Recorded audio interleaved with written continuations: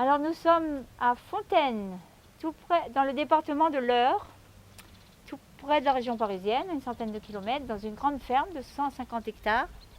Est-ce que c'est juste? 180, oui. Je me suis trompée, 180 hectares. Et la famille Poulain exploite cette propriété depuis combien d'années? 1960. 1960. Alors actuellement, je suis en présence du petit-fils de monsieur Jacques Poulain, qui a acheté cette ferme donc en 1960. Quand Philippe, le fils, oh là là, Philippe, qui est là, caché derrière. Donc Philippe, c'est le papa de Jules. Voilà, c'est Jules qui est étudiant et qui passe son bac l'année prochaine.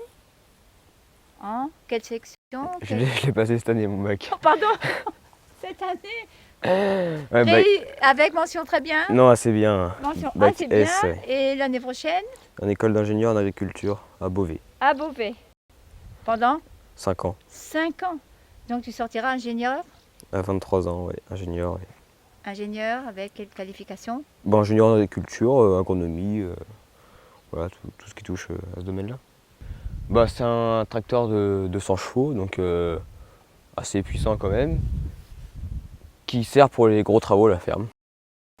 Notamment le déchômage, ou les semis, ou le cross-killage également. Le système, les dents. parce que c'est compliqué. Hein. Bah, l'outil est composé de 16 dents, donc ici, qui servent donc à déraciner les chaumes restants au sol, ça, comme ça. Une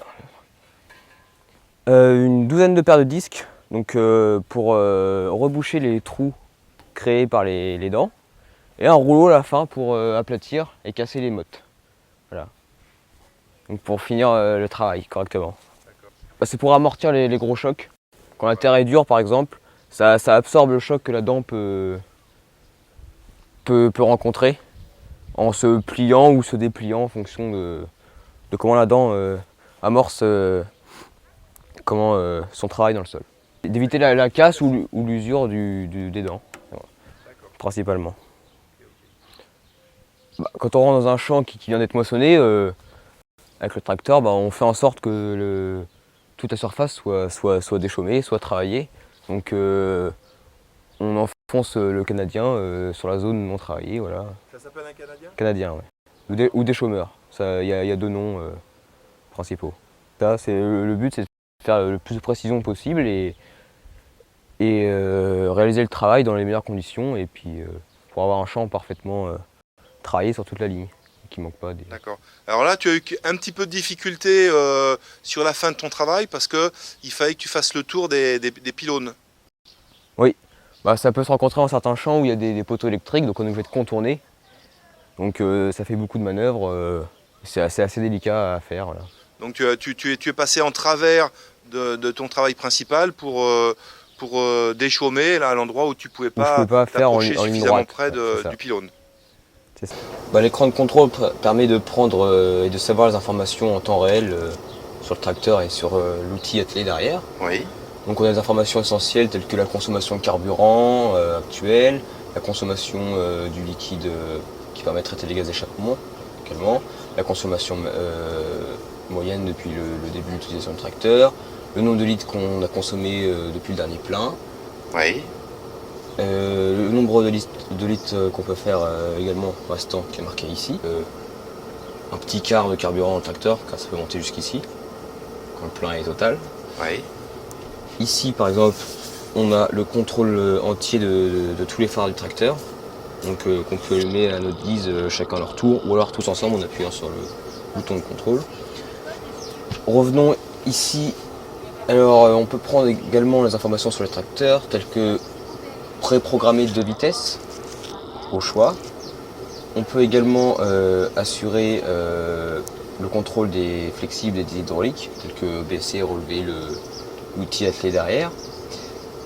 On a également le contrôle du relevage avant tracteur, du relevage arrière, donc qui sert ici pour lever l'outil. Oui.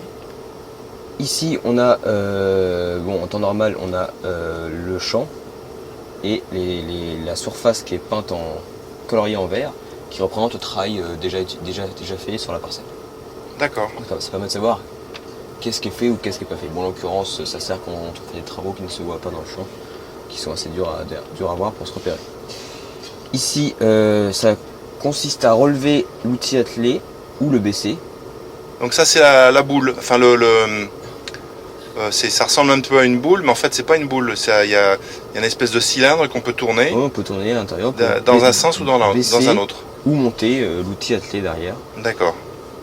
Ici, ça peut servir, ces boutons sont programmables pour différentes utilisations. Oui. Ici, avec l'outil derrière, ça sert à replier ou déplier, lever ou baisser.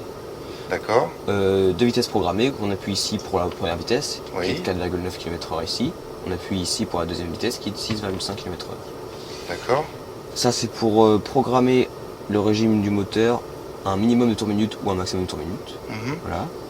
Ici, on a la vitesse de champ, donc qui est moins élevée que la vitesse de route, et vitesse de route, quand on roule pour avoir le maximum de vitesse. Ici, on peut couper le fonctionnement des hydrauliques. Oui. Ici, on peut mettre les 4 roues motrices ou les 2 roues motrices. Donc 4 roues motrices pour avoir un maximum de force dans les travaux difficiles. Et par exemple, tout à l'heure, là, quand tu déchaumais, tu étais en 2 roues motrices ou en 4 roues motrices? 4 roues motrices. 4 roues motrices, ça demandait quand même un certain effort. Ouais, oui. Ici, c'est les tours minutes pour la prise de force à l'arrière, lorsqu'on a un engin qui est attelé à une prise de force, donc un engin qui tourne, ou en fonctionnement. Oui. Ici, on a la suspension ou non dans la cabine. Donc la cabine ici, sur ces tracteurs-là, donc qui sont assez récents, est montée sur ressort, la cabine. Oui. Pour avoir un maximum d'amortissement et un confort optimal à l'intérieur. Donc on peut l'enlever ou non. Donc, généralement, elle est mise pour assurer un meilleur confort. Ça, c'est la commande du relevage arrière, avant ou arrière. Et ici, la position neutre quand on est à l'arrêt ou la position de vitesse quand on roule. Ici, nous avons 4 petits leviers qui servent à contrôler diverses choses. Celui-là, contrôler, lever ou baisser la masse à l'arrière.